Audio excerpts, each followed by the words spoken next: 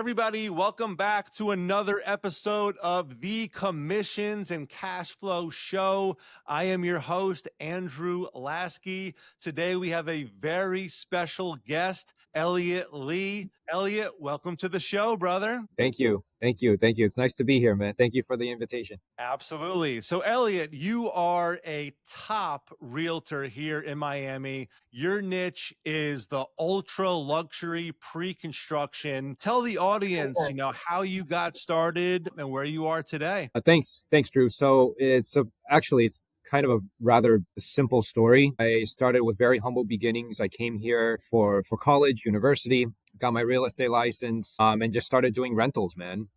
And then I was helping university students with small leases. And then a year later, I started getting into international sales. And then I stumbled upon new construction sales, actually. And since then, it's become my niche, and it's something that I'm working on. It's an industry that I'm very, very passionate about. It's definitely the area of focus of mine for the last 10 years. And it's really interesting to see a different way of doing real estate as opposed to just, selling a house, for example. Yeah. So let's talk about the sales process with pre-construction, because it really is so different than selling a house where the physical product is already there. I mean, this isn't even built yet. It's a concept. I mean, you need to really be like a visionary to see like what the final project is gonna, end up like. So tell the audience like what that sales process looks like on your end. Right. Well, so I want to start off by mentioning a story of one of my first clients that purchased new construction, and we looked at a condo that's you're probably familiar with. It's called the Brickell City Center, uh, Mm-hmm. 2013. Before it was just tennis courts, and now it's like a whole four-story mall and two huge condo buildings, a hotel, and two office towers. And basically, what I realized in that process was that buyers really have no idea. Uh, they don't really know a lot about new construction, right? Like if you go into a house, it's tangible. You could touch the walls, right? You could see the finishes, you could see the bathroom, the kitchens, right? You see the views, but in new development, you don't see any of that. A lot of the times you go into a sales center, they bring you food, they bring you drinks, they show you a really cool movie and video, and then you kind of make a decision from there. But then how do you tell as a buyer if that building is going to look like the photo, for example, the one that I have behind me? How do you know it's going to look exactly like that, right? Or is it going to look like something else? And then when you buy off of floor plans, sometimes it could be deceiving because the floor plan looks great, but then when you get into it, maybe you can only fit like a twin size bed, right? But on the drawing, it shows a king size bed, right? So like there's a lot of things I realized that are unknown for the buyers. And from there, I realized that it's an area that I could bring a lot of value to. And over the years, I've learned a lot of ins and outs about the new construction development. And so I got into it with the focus to help buyers understand new development. So yeah, let's actually talk about a project that you're working on right now. So you're the sales director of the Dolce and Gabbana building, and I just learned moments ago that it's going to be the tallest building here in Miami, which is super cool. So walk us through how a buyer, from putting the deposit down to the timeline of actually getting delivery of the unit. What does that look like for the buyer? Right. So for new development, it differs from existing homes because it's not built yet, right? As previously mentioned. So the deposit structure is actually paid in installments as opposed to needing to pay the entirety of the purchase price of a home within 30 days or 60 days of closing. In new development, a lot of the times commonly it could take 2, 3, 4 years to build a building, depending on how big it is, how tall it is, how complex the engineering process is. So buyer's advantage is that instead of paying, 100% of the purchase price within 30 days, you spread out 100% of that purchase price within the lifetime of the development. So say our building, for example, which is going to be one of Miami's only super talls ever built in history, is going to take anywhere from 3.5 to 4 years to complete from the beginning of the groundbreaking process to delivery of the units. And so what buyers get to enjoy actually is to pay installments. So instead of paying everything up front, they only have to pay, say, for example, a small portion of it, like 10% when they sign a contract, and then another 10% as the building, as we enter into the demolition process, and then another 10% when we go groundbreaking, and then 10% when we go top off. And so there are a lot of advantages to the buyers. So say, for example, if they put in the beginning 10% at contract, as the development sells, they can build equity naturally without having to lift a finger. And so putting in 10% of the purchase price, they're leveraging 100% of what the property would be worth, while that 10% is growing equity based off of the 100% of that purchase price, right? So say if it's whatever, $2 million property, they would have to put $200,000 down. But let's say that property in the next few years appreciates to 2.5 million. They made $500,000 in equity, but they've only have $200,000 in the game, right? And they slowly fill that up in a series of years. And so there's different mechanics and structure to how buyers kind of make their deposits and purchase the new development, and there's advantages too. Now, what happens, because there's a lot of change going on in the economy right now. We're seeing unemployment, kick back up. What happens if somebody is in the process of purchasing a unit and they've already put, let's say, 20 to 30% down, and then they can no longer make those payments? Can they transfer that paper to somebody else and have them take over? And is it at the new equitable value that they've built up, or what does that process look like? So in new development, to make a very simple answer, the answer is no. You cannot transfer your rights to somebody else. And the reason is because back in 2008, a lot of developers, with the subprime mortgage crisis, when the market collapsed, a lot of it was due to the fact that developers was only requiring buyers to put a 10% deposit down. Back in those days, those units were like $350,000, right? So for them to put $35,000, very easy for them to say, hey, I'm just going to let it go if a bubble pops. And that's exactly what happened in '08. And that's what caused the collapse of the entire real estate market throughout the entire country. So moving forward, what's happening now is that in our development cycle, there's a chain reaction where from the top down government level, they're requiring banks to have a certain amount of, there's strict requirements for banks to hit in order for the banks to give the construction loan to the developers. Then the developers have requirements for the buyers for them to complete, so that the entire string of process is a lot more, let's say it's a lot more tight than it used to be in the past due to regulations and market fluctuations. And so to make it a little bit more simple, developers right now are requiring anywhere from 40 to 50% of buyer deposits by the time the building is done. So as to a traditional house that you purchase, perhaps you could just put 20% down. In new development, it is not like that. In new development, you have to put 40 to 50% down by the time that the building is finished. Now, when the building is finished, in the last 30 days, you can get a loan for the final 50%, or you can leverage the loan to get 80% or 90% and put some money back into your pocket, right? So that's sort of how it works in new development. But there's also another side to the coin that a lot of people don't realize, and that's where we can add a lot of value. For example, new development is very similar to it is commercial real estate in a way, right? It's multifamily. And so in commercial real estate, what happens is when you buy something like a shopping center, you force the appreciation by doing a paint job, right? Whatsoever. In new development, it's exactly the same. But the difference is that in new development, we do it by every tiers of units. So say, for example, we sell 10 units, we bring the purchase prices up 2.5%.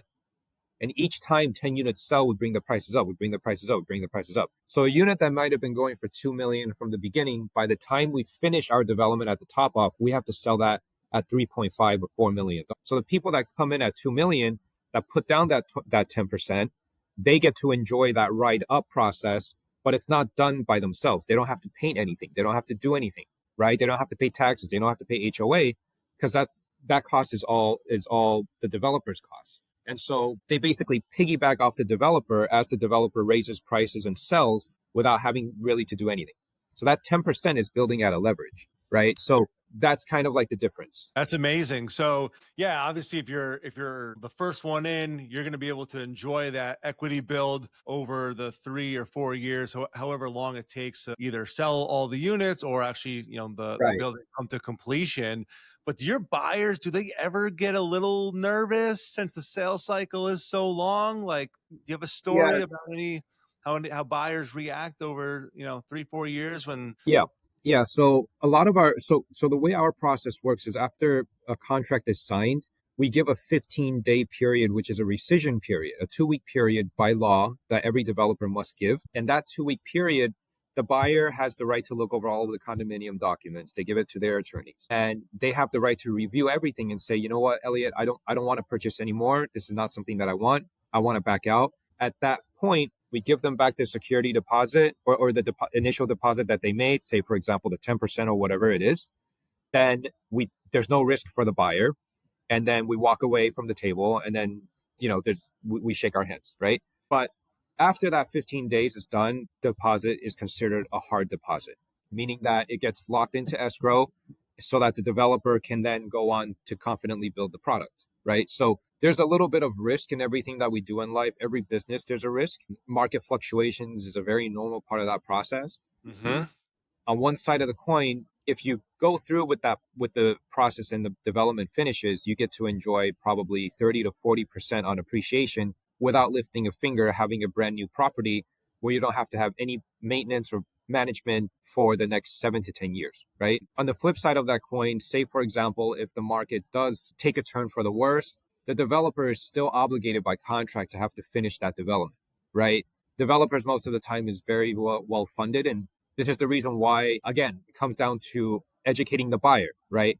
Who the developer is in a project is so paramount to what purchase the buyer makes. Because Mhm. if the developer is, say, for example, a first time developer has never done it before, what are the risks, right? Buyers don't know.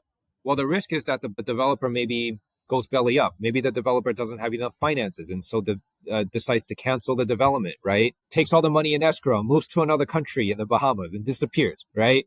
Things like crazy things like that. But I mean, I'm saying that's like worse than worst case scenario, right? Which in the United States, you don't really see that happening very much. And we have laws and legal protection to fight against things like that for the general population. But to kind of mitigate all of that, since it's a huge headache anyway, the most important part is to really vet who the developer is. For example, the Dolce Gabbana residences for us were represented by JDS Development Group. They are a major, major player out of New York. And this is not a sales pitch to you, right? I'm just kind of educating how the process works. They have built multiple projects that are on Central Park, like overlooking Central Park on Billionaires Row. They're known for building super tall towers. They've already completed their first project in Miami. They have multiple projects in New York. So they have a track record of completing projects through all of the development cycles in the last 20, 30 years, right? So a lot of these developers that are more experienced know how to weather the storm. They've already calculated into their soft costs and construction and their hard construction costs what all of these factors that are in mind with the market, right? Going up and down. So Mhm. I'm not going to sit here and tell you, hey, Drew, there's absolutely no risk, right? But there's also a way to mitigate as much of that risk as you can to make a educated decision and an educated purchase. Yeah. So Yeah. really it's just vetting out the Yeah. developer. And once you are confident that they're going to be able to complete the project, you want to get in as quick as possible so that you enjoy that appreciation. Yeah. And I'm sure even if you get in late, those people, they still get to enjoy some appreciation. But, as markets do turn, getting in as early as possible, it kind of protects you from any downturn that we're kind of even seeing like right now. Like we see like in the headlines, the condo market in all of Florida is taking a hit, but the construction or the pre-construction buildings that you sell, I mean, these are like very, very unique, high net worth people are coming in and purchasing these. And I want to talk about like the buyers of who's actually buying these. They're not first time homeowners, I'm No. assuming, right? These are maybe a second home. Now, are these people that are local? Are they coming from New York? Are they international? Is it a mix? Like, where are they coming from? So we have a big mix. Right now, most of it is international. We have the American market, of course. So we have your usual suspects like New York and Miami and Chicago. And of course, from COVID, we have California coming here now, which was never the case before that. But more so recently, we are working a lot with Mexican buyers. As you know, South Florida, predominantly Latin America, Latin American markets. So Mexico is a big market for us. Brazil is a very big market for us. We actually just sold one of our duplexes for 17 million last week to a Brazilian buyer and a Brazilian entrepreneur. But most of these buyers, they are CEOs and heads of businesses to be able to purchase at this type of pricing. And in our market, you have a headline for everything nowadays. There's negative headlines every day. There's positive headlines every day, right? Like there are headlines that we have an unprecedented amount of people moving into Florida every single day. On the Yep. other hand, we have headlines saying that, oh, the market is crashing and dipping. But then when you look at all of the market actually on, if you go onto Zillow or MLS and you look at the market, you'll kind of be surprised. Oh, it's not dropping as much as I thought, right? So really what it boils down to is that since COVID, we have become a very hyper segmented market. Where you are, which location, what neighborhood, is it a building? Is it a condo? Is it the price point? Right? Like how unique it is. What kind of product is it? Is it a single family? Is it commercial? All of these factors play such a huge differential role into the real estate market that there really is not a one size fits all kind of an answer anymore. It's the pre-construction market actually does better than the resale market right now, even though we're heading into the summer season and traditionally summer season is just a little bit slower. But buyer demand right now is that a lot of people, at least on the residential side, they don't want to deal with needing to get a contractor and fix up a home, right? If you want to talk about demand, buyers right now are looking for a property that is already completed, that is already fixed up. They can move in, bring in all their clothes, and don't have to worry about anything. And this is where the buyer behavior is. And so we're getting a lot of success on that because we're a fully turnkey product. So we offer furniture and finishes and everything, basically a toothbrush just to move in and you're ready to live in it, right? And so we get a lot of good responses from there. But that's not to say that in the regular markets, is it a buyer's market in a lot of parts? Let's just say condo market, for example, a lot of it is a buyer's market right now.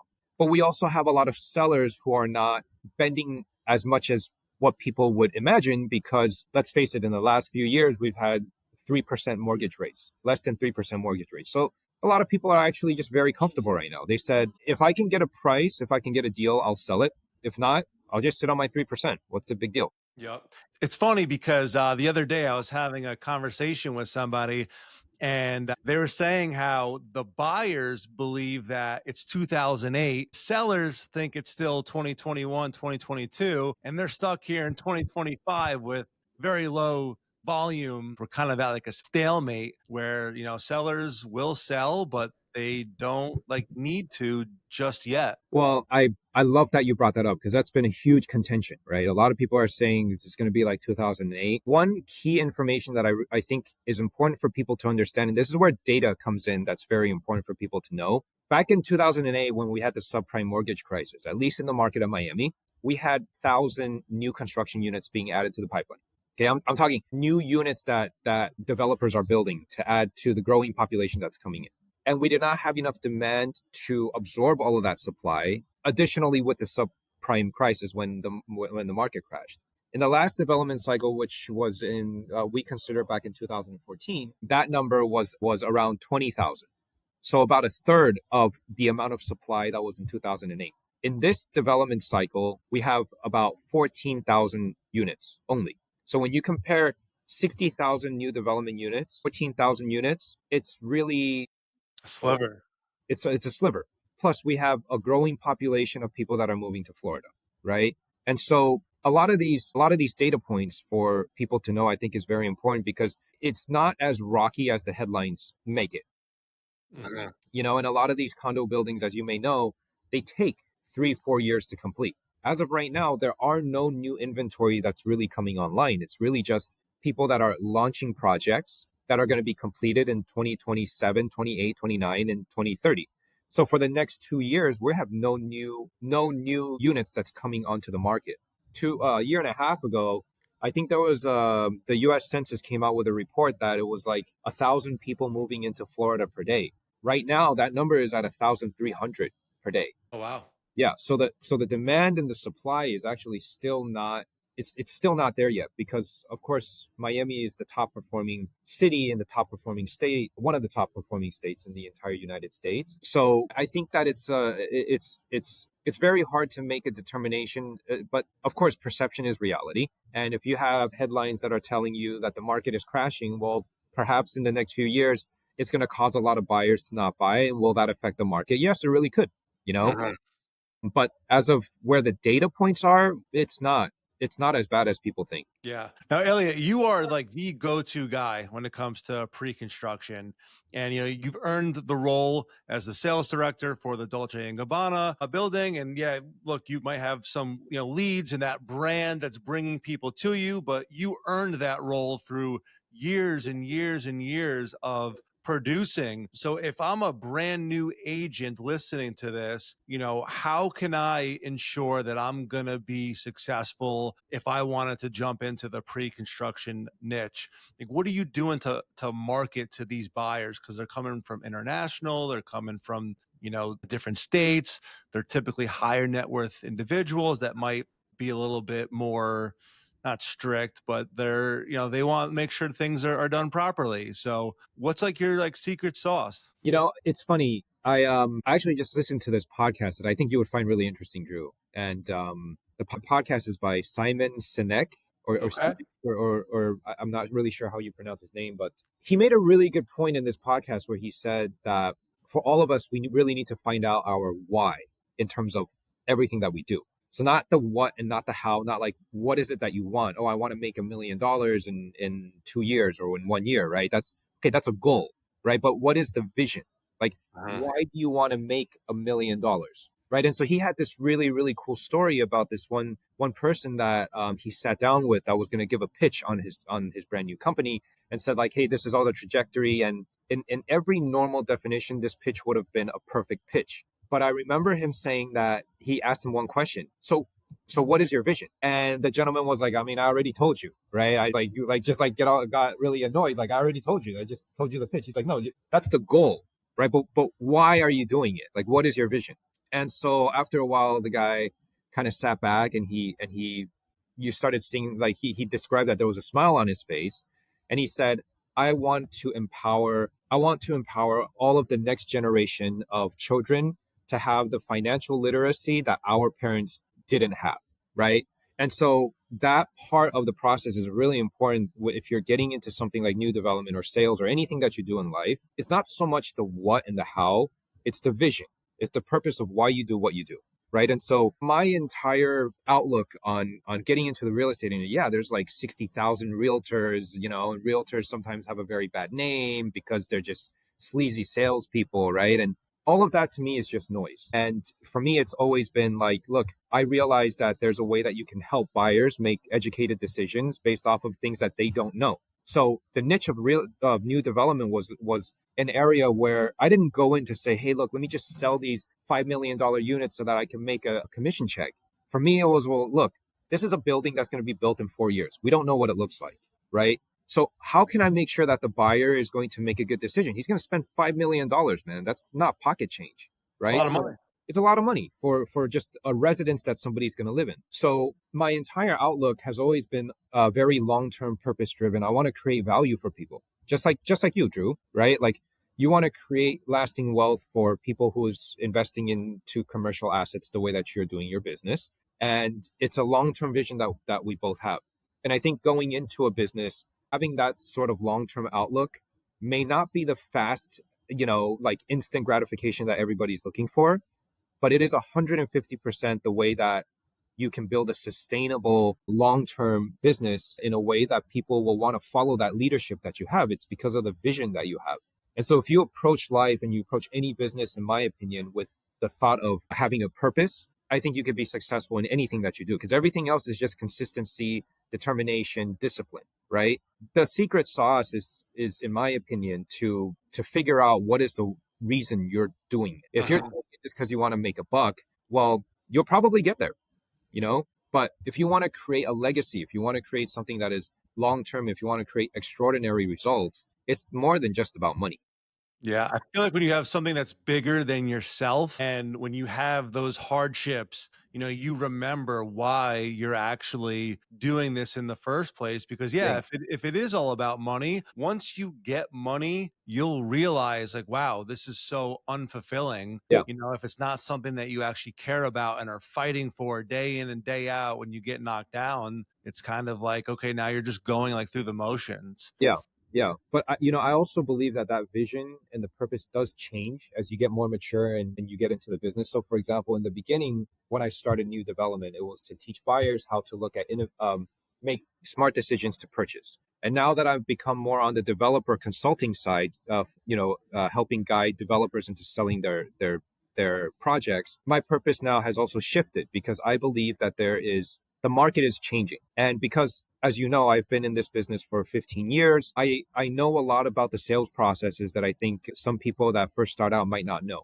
And I realize a lot of inefficiencies in the system. And I believe that there is a better way for developers to sell their buildings. I believe that there's a way that you can revolutionize the market in how developers can bring their product out to the world. And a lot of people might hate on me for saying this, but developers' jobs are very, very difficult. It is not, for people that are on the outside, they see this building going up and they say, well, of course, this developer's got a ton of money, but when you're on the inside of the development, there's so many moving pieces that can cause this development to fail. And so when you see a building rise from zero to completion, you realize how much work it goes into it because there's the sales of it, right? There's the construction loans of it.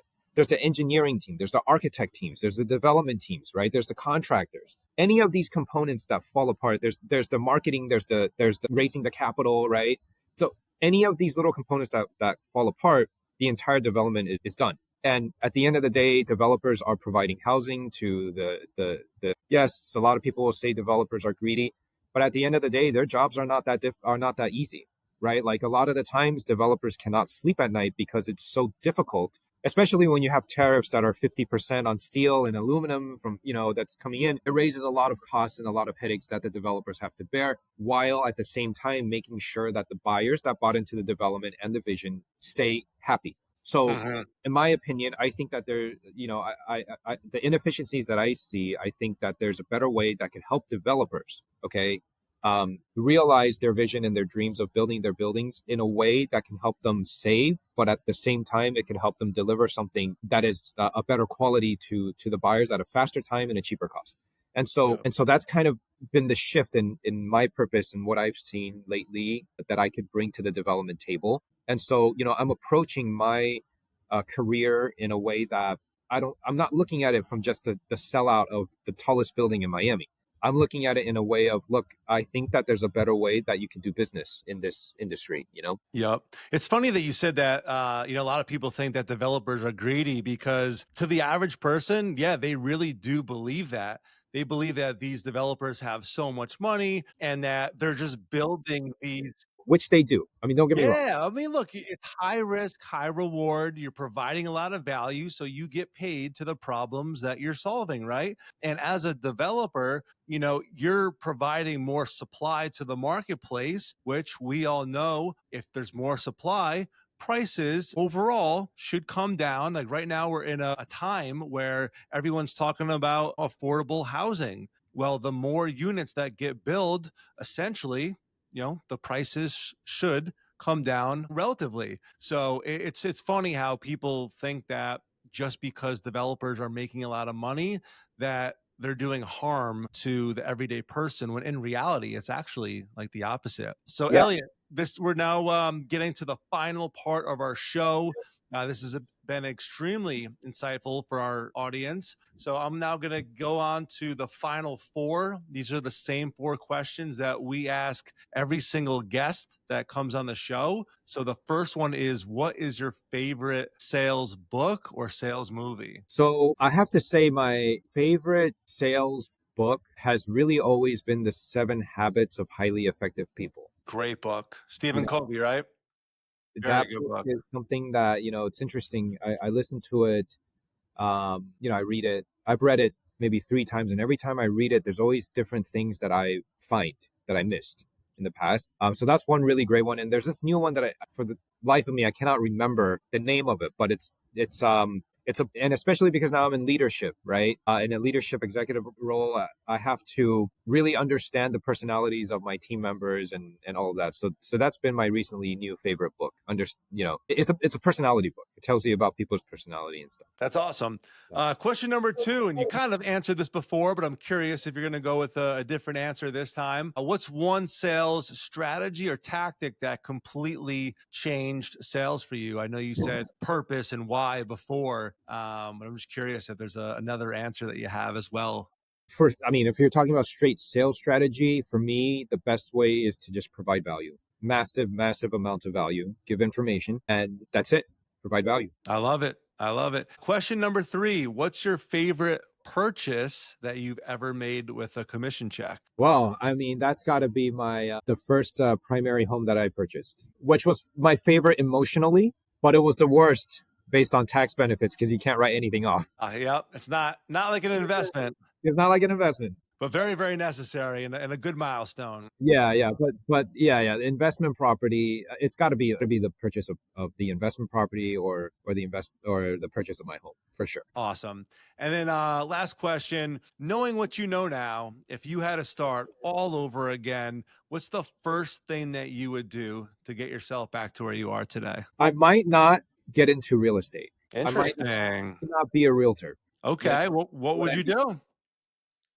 I'm not sure. I definitely want to be involved in the real estate industry. I probably would have chosen to go the commercial real estate route, the way that you're going. Interesting. Okay. Do you have an asset class like in mind or just commercial in general? And storage units, mobile home parks. That's probably the way that I would have gone. Okay. Yeah. Is that due to the fact that it's kind of like, less management intensive than other asset classes? Because, mobile home parks and self-storage, it's like, hey, you purchase it. There's not really much to operate as far as like toilets or things like that. Is that Yeah. kind of Yeah, absolutely. It's very scalable, right? In residential real estate, the team is what's scalable. But the product is the same. In commercial real estate, the portfolio that you build for, let's say, storage units is in my opinion a lot more scalable, and it's a lot more scalable not just in the product side, but in the side of your network. You could scale your network to know more people in the industry that can get you more off-market deals. So right now, a lot of my networks is developers that build multifamily, right? And buyers that buy residential. So I get a lot of inventory of off-market homes that people don't usually get to, or foreclosures and things like that. But I don't have inventory for commercial real estate. So I'm just being very honest and raw. I would probably jump into commercial real estate. okay? I love it. And then Elliot, if people want to learn more about you, where can they find you? They can find me on my Instagram handles. It's at Elliot_Lee 2_, or they could call me or send me an email if they want to ask me any questions, or if they're interested in checking out the Dolce Gabbana residences. You can always DM me. Awesome. Elliot, thank you so much, brother. I'll talk to you soon. Thanks, Drew. Always nice to see you, man. You as well.